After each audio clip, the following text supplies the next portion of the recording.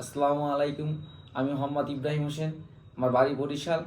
আমি ঢাকা ইপিজের একটি পোশাক কারখানায় চাকরি করি। আমি দীর্ঘদিন যাবৎ ফিস্টুলা রোগে ভুগছিলাম এবং আমি বিভিন্ন জায়গা থেকে বিভিন্ন ওষুধ খেয়েছিলাম। অনলাইন থেকে অনেক ওষুধ খেয়েছিলাম, কিন্তু খাওয়ার পরে কোনো রেজাল্ট পাচ্ছিলাম না। আমার পায়খানা রাস্তার পিছন সাইড দিয়ে একটা ফোড়ার মতো হইতো, হওয়ার পরে পুজ বাইট হতো এবং প্রচণ্ড ব্যথা হইতো, কিন্তু কোনো কিছুতেই ভালো হচ্ছিল না।